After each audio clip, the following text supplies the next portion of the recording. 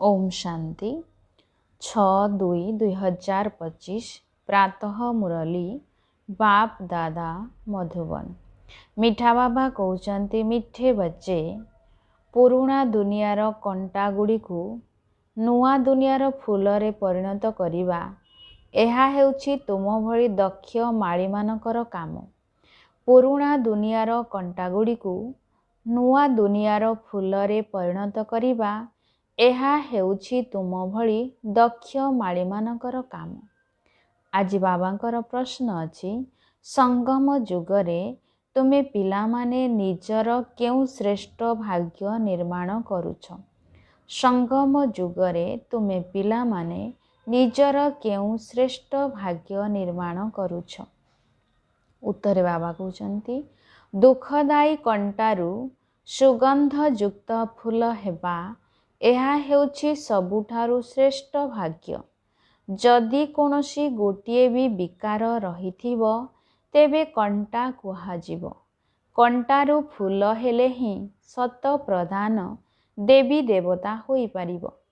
तुमे पिला माने एबे 21 पीढ़ी पाई पर्यंत निजर सूर्यवंशी भाग्य गढ़िबा को आसीछ। गीत अछि, तकदीर जगाकर आई हूँ। ओम शांति। पिला माने गीत शुणिले, यह तो साधारण गीत, कहीं तुमे माने हेउछ माली, बाबा बगीचार मालिक। एबे माली मानकु कंटारू फूल करिबार सेवा करिबाकु पड़िबो। ए अक्षर बहुत स्पष्ट। भक्त माने आसीछन्ति भगवान को पाखकु। एमाने समस्ते भक्तिनी अटंती ना। एबे तुमे ज्ञानर पाठ पढ़िबाकु बाबांको पाखकु आसीछ। तुमे माने ए राजयोगर पाठ पढ़ी ही नुआ दुनियार मालिक हेउछ। तेणु भक्तिनी माने कहउछन्ति आमे भाग्य को तैयारी करी आसीछु, नुआ दुनिया को हृदय रे साइती रखी आसीछु। बाबा मध्य कहउछन्ति जे स्वीट होम एवं स्वीट राजत्व को मने पकाओ। आत्मा को ही मने पकाइबा को पड़िबो। प्रत्येक सेंटरे पाठ पढ़ुथिबा आत्मा माने कंटारू फूल हेउछन्ति। फूल भितरे मध्य क्रमानुसारे रहिछन्ति ना। शिवंक उपरे फूल चढ़ाई थांती, किए केउ फूल चढ़ाई थांती तो किए आउ केउ फूल चढ़ाई थांती। गोलाप फूल एवं अरख फूल मध्यरे राति दिनर फरक रहिछि। एहा मध्य बगीचा अटे।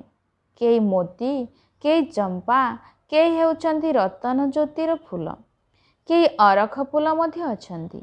पिला माने जानिछन्ति वर्तमान समस्ते कंटा अटन्ति। ए दुनिया ही कंटार जंगल। एहाकु नुआ फूल बगीचा करिबाकु हेबो।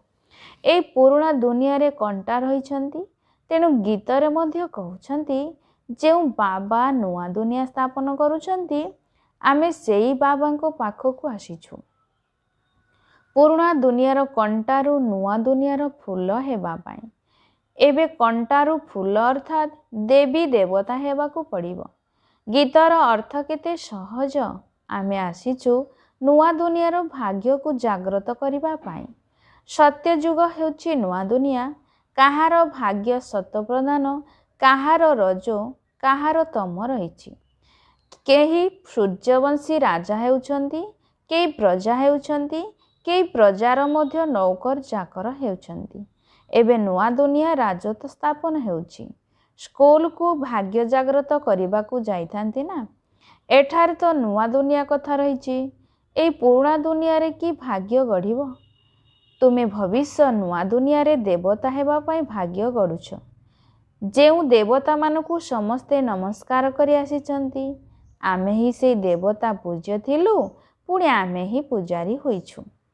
21 जन्मर वर्षा बाबांक ठारू मिलुछि, जहाकु 21 पीढ़ी कहा जाउछि। वृद्ध अवस्था पर्यंत पहुँचीबाकु पीढ़ी कहा जाए। बाबा 21 पीढ़ीर वर्षा देउछन्ति, काहेकि ना सत्य जुगरे युवा अवस्थारे अथवा शैशव अवस्थारे अकाल मृत्यु हुए नाही। सेथिपाई ताकु अमर लोक कहा जाए। एहा हेउछि मृत्यु लोक रावण राज्य। एठारे प्रत्येकଙ୍କ ଭିତରେ ବିକାରର ପ୍ରବେଶତା ହୋଇଛି। ଯାହାଙ୍କ ଭିତରେ ଗୋଟିଏ ମଧ୍ୟ ବିକାର ଥିବ ସେ କଣ୍ଟା ହେଲେ ନା ବାବା ଜାଣିଯିବେ ଏହି ମାଳି ରାଜକୀୟ ସୁଗନ୍ଧଯୁକ୍ତ ଫୁଲ ତିଆରି କରିବା ଜାଣିନାହାନ୍ତି। ମାଳି ଭଲ ହୋଇଥିଲେ ଭଲ ଭଲ ଫୁଲ ପ୍ରସ୍ତୁତ କରିବେ, ଯେଉଁ ଫୁଲମାନେ ବିଜୟମାଳାରେ ଗୁନ୍ଥା ହେବେ। ତେଣୁ ଯୋଗ୍ୟ ଫୁଲ ଆବଶ୍ୟକ। ଦେବତାମାନଙ୍କ ପାଖକୁ ଭଲ ଭଲ ଫୁଲ ନେଇଯାଇଥାନ୍ତି ନା। ମନେକର ରାଣୀ ଏଲିଜାବେଥ ଆସିବେ, ତେବେ ଏକଦମ ଫାଷ୍ଟ କ୍ଲାସ ଫୁଲର ମାଳା ତିଆରି କରି ନେଇଯିବେ। ଏଠାକାର ମନୁଷ୍ୟମାନେ ପୁରା ତମ ପ୍ରଧାନ ହୋଇଛନ୍ତି। ଶିବଙ୍କ ମନ୍ଦିରକୁ ମଧ୍ୟ ଯାଇଥାନ୍ତି, ଭାବନ୍ତି ଯେ ଇଏ ହେଉଛନ୍ତି ଭଗବାନ। ବ୍ରହ୍ମ ବିଷ୍ଣୁ ଶଙ୍କରକୁ ତ ଦେବତା କହିଥାନ୍ତି, ଶିବଙ୍କୁ ଭଗବାନ ବୋଲି କହୁଛନ୍ତି। ତେଣୁ ସେ ଉଚ୍ଚରୁ ଉଚ୍ଚ ହେଲେ ନା। ବାସ୍ତବରେ ଶିବଙ୍କ ପାଇଁ କୁହନ୍ତି ଧତୁରା ଖାଉଥିଲେ, ଭାଙ୍ଗ ପିଉଥିଲେ। କେତେ ଗ୍ଲାନି କରୁଛନ୍ତି। ଅରଖ ଫୁଲ ମଧ୍ୟ ନେଇଯାଇଥାନ୍ତି। ଦେଖ, ପରମ ପିତା ପରମାତ୍ମାଙ୍କ ପାଖକୁ କ'ଣ ନେଇଯାଉଛନ୍ତି? ତମ ପ୍ରଧାନ କଣ୍ଟାକ ପାଖକୁ ତ ଫାଷ୍ଟ କ୍ଲାସ ଫୁଲ ନେଇଯାଉଛନ୍ତି, କିନ୍ତୁ ଶିବଙ୍କ ମନ୍ଦିରକୁ କ'ଣ ନେଇଯାଉଛନ୍ତି? କ୍ଷୀର ମଧ୍ୟ କିପରି ଚଢ଼ାନ୍ତି? 5% କ୍ଷୀର, ବାକି 95% ପାଣି। ଭଗବାନଙ୍କ ପାଖରେ କିପରି କ୍ଷୀର ଢାଳିବା ଉଚିତ କିଛି ହେଲେ ବି ଜାଣିନାହାନ୍ତି। ଏବେ ତୁମେମାନେ ଭଲ ଭାବରେ ଜାଣିଛ। ତୁମମାନଙ୍କ ଭିତରେ ମଧ୍ୟ କ୍ରମାନ୍ୱୟରେ ରହିଛନ୍ତି। ଯେ ଜ୍ଞାନ ଯୁଗରେ ପରିପକ୍ୱ ଥାନ୍ତି ତାଙ୍କୁ ସେଣ୍ଟରର ମୁଖ୍ୟ କରାଯାଇଥାଏ। ସମସ୍ତେ ତ ସମାନ ନୁହନ୍ତି। ଯଦିଓ ପାଠ ଗୋଟିଏ, ମନୁଷ୍ୟରୁ ଦେବତା ହେବାର ଲକ୍ଷ୍ୟ ମଧ୍ୟ ଏକ, କିନ୍ତୁ ଶିକ୍ଷକ ତ କ୍ରମାନୁସାରେ ରହିଛନ୍ତି ନା। ବିଜୟମାଳାରେ ଆସିବାର ମୁଖ୍ୟ ଆଧାର ପାଠପଢ଼ା। ପାଠପଢ଼ା ତ ଛାତ୍ରମାନଙ୍କ ପାଇଁ ଗୋଟିଏ ପ୍ରକାର ହୋଇଥାଏ, କିନ୍ତୁ କ୍ରମାନ୍ୱୟରେ ପାସ୍ ହୋଇଥାନ୍ତି ନା। ତେବେ ସବୁର ଆଧାର ପାଠପଢ଼ା ଉପରେ ନିର୍ଭର କରେ। କେହି ତ ବିଜୟମାଳାର 8 ଦାନରେ ଆସୁଛନ୍ତି, କେହି 108ରେ, କେହି ପୁଣି 16,108ରେ ଆସୁଛନ୍ତି। କ୍ରମାନ୍ୱୟରେ ବଂଶାବଳୀ ତିଆରି ହୋଇଥାଏ। ଯେପରି ବୃକ୍ଷ ମଧ୍ୟ କ୍ରମାନ୍ୱୟରେ ବଢ଼ିଥାଏ। ପ୍ରଥମେ ଗୋଟିଏ ପତ୍ର, ପୁଣି 2ଟି ପତ୍ର ପରେ ବଢ଼ି ଚାଲେ। ଏହା ମଧ୍ୟ ବୃକ୍ଷ। ବଂଶାବଳୀ ମଧ୍ୟ ରହିଛି, ଯେପରି କୃପାଳିନୀ ବଂଶାବଳୀ ଆଦି ଆଦି। ସେସବୁ ହେଉଛି ହଦ୍ର ବଂଶାବଳୀ। ଏହା ହେଉଛି ବେହଦର ବଂଶାବଳୀ। ଏଥିରେ ପ୍ରଥମେ କିଏ ଅଛନ୍ତି? ପ୍ରଜାପିତା ବ୍ରହ୍ମା। ତାଙ୍କୁ ଗ୍ରେଟ୍ ଗ୍ରେଟ୍ ଗ୍ରାଣ୍ଡ ଫାଦର ଅର୍ଥାତ୍ ଆଦି ପିତା କୁହାଯିବ। କିନ୍ତୁ ଏ କଥା କେହି ଜାଣିନାହାନ୍ତି। ମନୁଷ୍ୟ ଟିକେ ବି ଜାଣିନାହାନ୍ତି ଯେ ସୃଷ୍ଟିର ରଚୟିତା କିଏ। ବିଲକୁଲ ଅହଲ୍ୟା ସଦୃଶ ପଥର ବୁଦ୍ଧି ହୋଇଯାଇଛନ୍ତି। ଯେବେ ଏପରି ପଥର ବୁଦ୍ଧି ହୋଇଯାଆନ୍ତି, ସେତେବେଳେ ବାବା ଆସିଥାନ୍ତି। ତୁମେମାନେ ଏଠାକୁ ଆସିଛ ଅହଲ୍ୟା ବୁଦ୍ଧି ଅର୍ଥାତ୍ ପଥର ବୁଦ୍ଧିରୁ ପାରସ ବୁଦ୍ଧି ହେବା ପାଇଁ। ତେଣୁ ଜ୍ଞାନ ମଧ୍ୟ ଧାରଣ କରିବା ଉଚିତ ନା। ବାବାଙ୍କୁ ଚିହ୍ନିବା ଦରକାର ଏବଂ ଏହି ପାଠପଢ଼ାର ଖ୍ୟାଲ ମଧ୍ୟ କରିବା ଦରକାର। ମନେକର ଆଜି ଆସିଛ, କାଲି ଅଚାନକ ଶରୀର ଛାଡ଼ିଦେଲ, ତେବେ କେଉଁ ପଦ ପାଇବ? ଜ୍ଞାନ ତ କିଛି ହେଲେ ଧାରଣ କରିଲ ନାହିଁ, କିଛି ହେଲେ ଶିଖିଲ ନାହିଁ। ତେଣୁ କେଉଁ ପଦ ପାଇବ? ଯିଏ ଯେତେ ଡେରିରେ ଶରୀର ଛାଡ଼ୁଛନ୍ତି, ତାଙ୍କ ପାଇଁ ସମୟ ତ କମ୍ ହୋଇଯାଉଛି। ତେବେ ସେମାନେ ଜନ୍ମ ନେଇ କ'ଣ କରିପାରିବେ? ହଁ, ତୁମ ମଧ୍ୟରୁ କେହି ଶରୀର ତ୍ୟାଗ କଲେ ସେ ଯାଇ କୌଣସି ଭଲ ଘରେ ଜନ୍ମ ନେବେ। ଆତ୍ମାରେ ଜ୍ଞାନର ସଂସ୍କାର ଅଛି। ତେଣୁ ତାହା ଥିବାରୁ ସେ ଆତ୍ମା ତୁରନ୍ତ ଜାଗ୍ରତ ହୋଇଯିବ। ଶିବ ବାବାଙ୍କୁ ମନେ ପକାଇବାକୁ ଲାଗି ପଡ଼ିବ। ସଂସ୍କାର ଭରି ନଥିଲେ କିଛି ବି କରିପାରିବ ନାହିଁ। ଏହାକୁ ବହୁତ ସୂକ୍ଷ୍ମତାର ସହିତ ବୁଝିବାକୁ ହେବ। ଯଦି ମାଳି ଭଲ ଭଲ ଫୁଲକୁ ଆଣୁଛନ୍ତି, ତେବେ ତାଙ୍କର ମହିମାର ମଧ୍ୟ ଗାୟନ କରାଯାଉଛି। ଫୁଲ ତିଆରି କରିବା ତ ମାଳିର କାମ ନା। ଏହିପରି ବହୁତ ସନ୍ତାନ ରହିଛନ୍ତି, ଯେଉଁମାନେ ବାବାଙ୍କୁ କିପରି ମନେ ପକାଇବେ ଜାଣି ହିଁ ନାହାନ୍ତି। ତେବେ ସବୁ କିଛି ଭାଗ୍ୟ ଉପରେ ନିର୍ଭର ରହିଛି ନା। ଭାଗ୍ୟରେ ନଥିଲେ କିଛି ହେଲେ ବୁଝିବେ ନାହିଁ। ଭାଗ୍ୟବାନ ସନ୍ତାନ ତ ବାବାଙ୍କୁ ଯଥାର୍ଥ ରୀତି ଚିହ୍ନି ତାଙ୍କୁ ସମ୍ପୂର୍ଣ୍ଣ ଭାବରେ ମନେ ପକାଇବେ। ବାବାଙ୍କ ସହିତ ନୂଆ ଦୁନିଆକୁ ମଧ୍ୟ ମନେ ପକାଇବେ। ଗୀତରେ ମଧ୍ୟ କହୁଛନ୍ତି ନା, ଆମେ ନୂଆ ଦୁନିଆ ପାଇ ନୂଆ ଭାଗ୍ୟ ଗଢ଼ିବାକୁ ଆସିଛୁ। 21 ଜନ୍ମ ପାଇଁ ବାବାଙ୍କ ଠାରୁ ରାଜ୍ୟ ଭାଗ୍ୟ ନେବାକୁ ହେବ। ଏହି ନିଶା ଏବଂ ଖୁସିରେ ରହିଲେ ଗୀତର ଅର୍ଥକୁ ବୁଝିପାରିବେ। ସ୍କୁଲରେ ମଧ୍ୟ କାହା ଭାଗ୍ୟରେ ନଥିଲେ ଫେଲ୍ ହୋଇଯାଇଥାନ୍ତି। ଏହା ତ ବହୁତ ବଡ଼ ପରୀକ୍ଷା। ଭଗବାନ ନିଜେ ଆସି ପାଠ ପଢ଼ାଉଛନ୍ତି। ଏ ଜ୍ଞାନ ସମସ୍ତ ଧର୍ମାବଲମ୍ବୀମାନଙ୍କ ପାଇଁ ଉଦ୍ଦିଷ୍ଟ। ବାବା କହୁଛନ୍ତି ନିଜକୁ ଆତ୍ମା ଭାବି ମୋତେ ଅର୍ଥାତ୍ ବାବାଙ୍କୁ ମନେ ପକାଅ।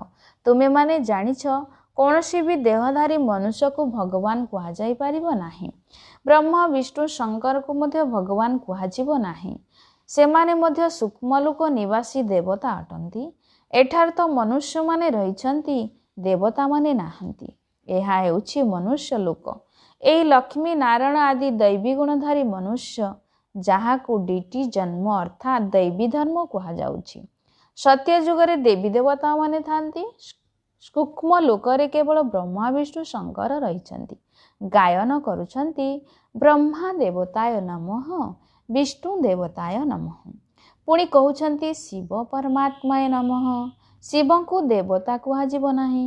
ଅନ୍ୟ ମନୁଷ୍ୟମାନଙ୍କୁ ପୁଣି ଭଗବାନ କୁହାଯାଇ ପାରିବ ନାହିଁ। 3ଟି ଫ୍ଲୋର ଅର୍ଥାତ୍ ମହଲା ରହିଛି ନା। ଆମେ ତୃତୀୟ ଫ୍ଲୋରରେ ଅଛୁ। ସତ୍ୟ ଯୁଗରେ ଯେଉଁ ଦୈବୀ ଗୁଣଧାରୀ ମନୁଷ୍ୟ ଥିଲେ, ସେଇମାନେ ପୁଣି ଆସୁରୀ ଗୁଣଧାରୀ ହୋଇଯାଇଛନ୍ତି। ମାୟାର ଗ୍ରହଣ ଲାଗିବା ଦ୍ୱାରା କଳା ହୋଇଯାଇଛନ୍ତି। ଯେପରି ଚନ୍ଦ୍ରମାରେ ମଧ୍ୟ ଗ୍ରହଣ ଲାଗିଥାଏ ନା, ତାହା ହେଲା ହଦର। ଏହା ବେହଦର କଥା। ବେହଦର ଦିନ ଏବଂ ରାତି। ଗାୟନ ମଧ୍ୟ କରନ୍ତି ବ୍ରହ୍ମାଙ୍କର ଦିନ ଏବଂ ରାତି। ତୁମମାନଙ୍କୁ ଏବେ କେବଳ ବାବାଙ୍କ ଠାରୁ ହିଁ ପଢ଼ିବାକୁ ପଡ଼ିବ। ବାକି ସବୁକିଛି ଭୁଲିଯିବାକୁ ହେବ। ବାବାଙ୍କ ଠାରୁ ପଢ଼ିଲେ ତୁମେ ନୂଆ ଦୁନିଆର ମାଲିକ ହୋଇଯିବ। ଏହା ସତ୍ୟ ସତ୍ୟ ଗୀତା ପାଠଶାଳା। ପାଠଶାଳାରେ ସର୍ବଦା ରହନ୍ତି ନାହିଁ। ମନୁଷ୍ୟମାନେ ଭାବନ୍ତି ଯେ ଭକ୍ତି ମାର୍ଗ ହେଉଛି ଭଗବାନଙ୍କ ସହିତ ମିଶିବାର ମାର୍ଗ। ଯେତେ ବହୁତ ଭକ୍ତି କରିବ, ତେବେ ଭଗବାନ ପ୍ରସନ୍ନ ହେବେ ଏବଂ ଆସି ତାର ଫଳ ଦେବେ। ଏସବୁ କଥା ତୁମେମାନେ ଏବେ ବୁଝୁଛ। ଭଗବାନ ହେଉଛନ୍ତି ଜଣେ ଯେ କି ଏବେ ଭକ୍ତିର ଫଳ ଦେଉଛନ୍ତି। ଯେଉଁମାନେ ପ୍ରଥମେ ସୂର୍ଯ୍ୟବଂଶୀ ପୂଜ୍ୟ ଥିଲେ, ସେହିମାନେ ହିଁ ସବୁଠାରୁ ଅଧିକ ଭକ୍ତି କରିଛନ୍ତି ଏବଂ ସେହିମାନେ ଏଠାକୁ ଆସିବେ। ତୁମେମାନେ ହିଁ ପ୍ରଥମେ ଶିବ ବାବାଙ୍କର ଅବ୍ୟଭିଚାରୀ ଭକ୍ତି କରିଛ। ତେଣୁ ନିଶ୍ଚିନ୍ତ ତୁମେମାନେ ହିଁ ପ୍ରଥମ ଭକ୍ତ ଅଟ। ପୁଣି ତଳକୁ ଖସି ଖସି ପ୍ରଧାନ ହୋଇଯାଉଛ। ଅଧାକଳ୍ପ ହେବ ତୁମେମାନେ ଭକ୍ତି କରି ଆସିଛ। ସେଥିପାଇଁ ତୁମମାନଙ୍କୁ ପ୍ରଥମେ ଜ୍ଞାନ ଦେଉଛନ୍ତି। ତୁମମାନଙ୍କ ଭିତରେ ମଧ୍ୟ କ୍ରମାନ୍ୱୟରେ ଅଛନ୍ତି। ତୁମର ଏହି ପାଠପଢ଼ାରେ କୌଣସି ବାହାନା ଚଳିବ ନାହିଁ ଯେ ଆମେ ଦୂରରେ ରହୁଛୁ, ସେଥିପାଇଁ ପ୍ରତିଦିନ ପଢ଼ିପାରୁନାହୁଁ।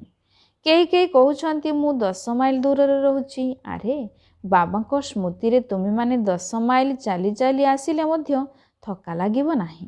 କେତେ ବଡ଼ ସମ୍ପତ୍ତି ନେବାକୁ ଯାଉଛ। ତୀର୍ଥକୁ ମନୁଷ୍ୟ ଦର୍ଶନ କରିବା ପାଇଁ ପାଦରେ ଯାଇଥାନ୍ତି। କେତେ ଧକ୍କା ଖାଆନ୍ତି। ଏହା ତ ଗୋଟିଏ ସହରର କଥା। ବାବା କହୁଛନ୍ତି ମୁଁ ଏତେ ଦୂରରୁ ଆସିଛି, ତୁମେମାନେ କହୁଛ ଘର 5 ମାଇଲ ଦୂର। ବା, ସମ୍ପତ୍ତି ନେବା ପାଇଁ ତ ଦୌଡ଼ି ଦୌଡ଼ି ଆସିବା ଦରକାର। ଅମରନାଥକୁ କେବଳ ଦର୍ଶନ କରିବା ପାଇଁ କେଉଁଠାରୁ ଯାଉଛନ୍ତି। ଏଠାରେ ତ ଅମରନାଥ ବାବା ସ୍ୱୟଂ ପାଠ ପଢ଼ାଇବାକୁ ଆସିଛନ୍ତି। ମୁଁ ତୁମମାନଙ୍କୁ ବିଶ୍ୱର ମାଲିକ କରିବାକୁ ଯାଉଛି। କିନ୍ତୁ ତୁମେମାନେ ପୁଣି ବାହାନା କରୁଛ ସକାଳୁ ଅମୃତ ବେଳାରେ କେହି ବି ଆସିପାରିବେ। ସେ ସମୟରେ କୌଣସି ଡର ନାହିଁ। କେହି ତୁମକୁ ଲୁଟିବେ ମଧ୍ୟ ନାହିଁ। ଯଦି କୌଣସି ଅଳଙ୍କାର ଆଦି ଥିବ, ତେବେ ଛଡ଼ାଇ ନେବେ। ଚୋରମାନଙ୍କୁ ଦରକାର ଧନ ପଦାର୍ଥ, କିନ୍ତୁ କାହାର ଭାଗ୍ୟରେ ନଥିଲେ ବହୁତ ବାହାନା କରିଥାନ୍ତି। ଯିଏ ନ ପଢ଼ିବ ନିଜର ପଦ ହରାଇବ। ବାବା ଭାରତକୁ ହିଁ ଆସୁଛନ୍ତି, ଭାରତକୁ ହିଁ ସ୍ୱର୍ଗ କରୁଛନ୍ତି। ଗୋଟିଏ ସେକେଣ୍ଡରେ ଜୀବନ ମୁକ୍ତିର ରାସ୍ତା ବତାଉଛନ୍ତି। କିନ୍ତୁ ସେଇଭଳି ପୁରୁଷାର୍ଥ କରିବା ଦରକାର ନା। ପାଦ ହିଁ ଯଦି ନ ଉଠାଇବ, ତେବେ ପହଞ୍ଚିବ କିପରି? ତୁମେମାନେ ଜାଣିଛ ଯେ ଏହା ଆତ୍ମା ଏବଂ ପରମାତ୍ମାଙ୍କ ମେଳା। ବାବାଙ୍କ ପାଖକୁ ସ୍ୱର୍ଗର ସମ୍ପତ୍ତି ନେବାକୁ ଆସିଛ। ନୂଆ ଦୁନିଆର ସ୍ଥାପନା ହେଉଛି। ସ୍ଥାପନା କାର୍ଯ୍ୟ ପୂର୍ଣ୍ଣ ହେଲେ ବିନାଶ ଆରମ୍ଭ ହୋଇଯିବ। ଏହା ସେହି ମହାଭାରତ ଲଢ଼େଇ ନା। ଆଚ୍ଛା, ମିଠା ମିଠା ଶିଖିଲ ଦେ ସନ୍ତାନମାନଙ୍କ ପ୍ରତି ମାତା ପିତା ବାପ ଦାଦାଙ୍କର ମଧୁର ସ୍ନେହ ସମ୍ପନ୍ନ ଶୁଭେଚ୍ଛା एवं सुप्रभात। आत्मिक पिताकर आत्मिक संतान मानक नमस्ते। धारणा पाई मुख्य सारांश प्रथम नंबर, बाबा जो ज्ञानर संपत्ति देउछंती ताकू नेबा पाई दौड़ी दौड़ी आसीबा उचित। एथिरे कौनसी प्रकार बाहन करिबा उचित नहे। बाबा को स्मृति रे 10 माइल पादरे चलिले मध्य थकी जिबे नाही। द्वितीय नंबर, विजय माल रे आसीबार आधार होछि पाठपढ़ा। तेणु पाठपढ़ा उपरे पूरा ध्यान देवाकू पड़िबो। कंटा को फूल करिवार सेवा करिवाकू पड़िबो। मिठा घर एवं राजधानी को मने पकाइबाकू हेबो। आजिर वरदान, संगम जुगर महत्व को जानी गोटिएर अगणित थर फल प्राप्ति करुथिबा सर्व प्राप्ति संपन्न भव। संगम जुगर महत्व को जानी गोटिएर अगणित थर फल प्राप्ति करुथिबा सर्व प्राप्ति संपन्न भव। विस्तारे बाबा कहले, संगम जुगरे बाप दादांकर प्रतिश्रुति हेला गोटिए देई लखे निय। जेपरि सर्वश्रेष्ठ समय, सर्वश्रेष्ठ जन्म, सर्वश्रेष्ठ उपाधि एही समय रे अटे, सेहीपरि सर्वप्राप्तिर अनुभव मध्य एबे ही होइथाए। एबे तो गोटिएर केवल लक्षे गुणा मिलु नाही, किंतु जेतेबेले चाहिबो, जेपरि चाहिबो, जहा चाहिबो बाबा तुममानकर सेवक रूपरे बंधा होइछंती। अर्थात गोटिए सेवार फल अगणित थर मिली जाउछि। काहेकि ना वर्तमान समय रे बरदाता ही तुमर अटंती। जेपे कि बीज ही तुम हाथ रे अछंती, तेणु बीज द्वारा जहा चाहिबो ताहा गोटिए सेकेंड भितरे प्राप्त करी सर्व प्राप्ति रे संपन्न होई पारिबो। स्लोगान रे बाबा कहले, परिस्थिति जेपरि हेउना काहेकि परिस्थिति हटि जाऊ किंतु तुमर खुशी न जाऊ। परिस्थिति जेपरि हेउना काहेकि परिस्थिति हटि जाऊ किंतु तुमर खुशी न जाऊ। ओम शांति।